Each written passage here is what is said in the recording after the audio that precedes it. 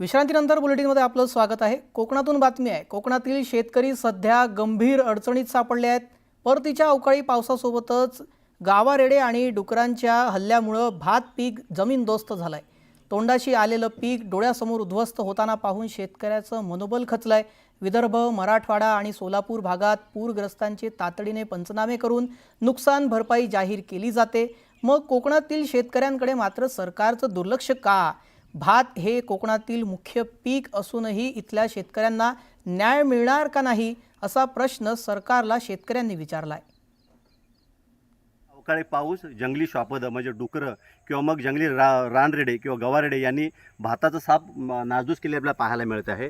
हे तुम्ही भात बघताय, तुम्ही हातातोंडाशी आलेलं पीक आहे।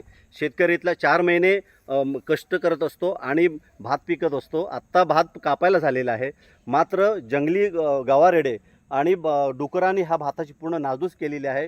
कोकणातील हे जे मुख्य पीक आहे ते सध्या धोक्यात आपल्याला आलेलं पाहायला मिळतं आहे। इथले काही शेतकरी आहेत, हे जे भात ज्यांनी पिकवले, ज्यांनी कष्ट केलेले आहेत, ते शेतकरी आपल्याबरोबर आहेत आणि त्यांच्याशी आपण चर्चा करणार आहोत की नक्की त्यांची काय नासधूस झाली। आणि आपल्याबरोबर हे आजोबा आहेत, ते आपल्याशी बातचीत करणार आहेत। आजोबा, काय सांगाल तुम्ही? तुमच्या भाताची पूर्ण नाश झालेली आहे। आता 4 महिने आम्ही एक शेती लावून झाली, आता पिकाला आले, पावसाने एक तर नुकसान केले आणि रान डुकरं हे ते येऊन सगळी मोडून केले। आता आम्ही काय खायचं, काय याचा विचार सरकारने करावा। आम्ही खायचं काय याचा विचार सरकारने करायचा असे आजोबा म्हणतात। काय सांगाल? तुमची शेतीचं नाश झालेला आहे, काय सांगाल? आमच्या शेती नाश झालेलीच आहे, पण विदर्भ, मराठा, नागपूर इकडे जर ओला दुष्काळ जाहीर केलेला आहे तर कोकणात पण आमचा ओला दुष्काळ जाहीर करावा। विदर्भ, मराठवाडा किंवा सोलापूरला तुम्ही ओला दुष्काळ जाहीर करत असाल तर मग कोकणातही जाहीर करा किंवा मग आमचे जे नुकसान झालेलं आहे त्याच्यावर पंचनामे करून आमचे नुकसान भरपाई द्या। कॅमेरामॅन प्रफुल्लसह मी राजेश जाधव, न्यूज 18 लोकमत, चिपळूण, रत्नागिरी। या बातमीसह आता पुढे महत्त्वाच्या बातम्यांचा आढावा घेऊयात। उद्धव ठाकरेंनी मुलाच्या डोक्यावर हात ठेवून खरं सांगावं, कदमांचं ठाकरेंना आव्हान। बाळासाहेबांचं पार्थिव 2 दिवस ठेवल्याच्या दाव्यावर रामदास कदम ठाम। भास्कर जाधवांकडून रामदास कदमांचा छमछमदास कदम उल्लेख करत जहरी टीका। कुवत नसलेल्या माणसांकडून टीका सुरू। दसरा मेळाव्यात केलेल्या वक्तव्याचा भास्कर जाधवांकडून थेट समाचार। ठाकरेंमध्ये दानत होती म्हणून रिक्षावाले मंत्री आणि आमदार झाले, मग ते गटप्रमुख कसे? ठाकरेंच्या आग्रहामुळे शिंदे मंत्री। संजय राऊतांचा एकनाथ शिंदेंवर हल्लाबोल।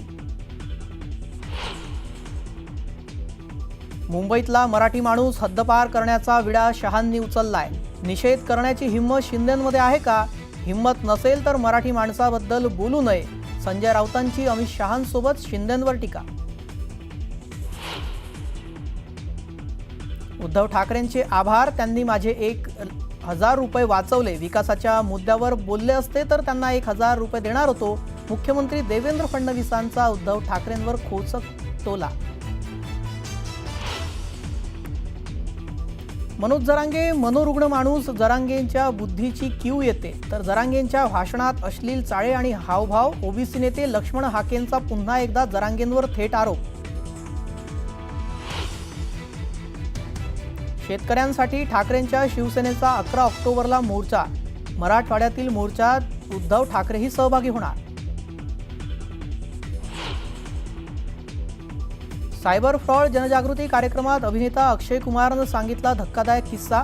मुलीकडे केली होती थेट न्यूड फोटोची मागणी। नवी मुंबई विमानतळाला दिवा पाटलांचं नाव देणार, राज्य सरकारने दिवांचं नाव केंद्राला पाठवलं। मुख्यमंत्र्यांची बैठकीत माहिती। जेजुरीच्या खंडोबा मंदिरात रंगली खंडा स्पर्धा। 42 किलोची मानाची तलवार उचलत तरुणांच्या कसरती।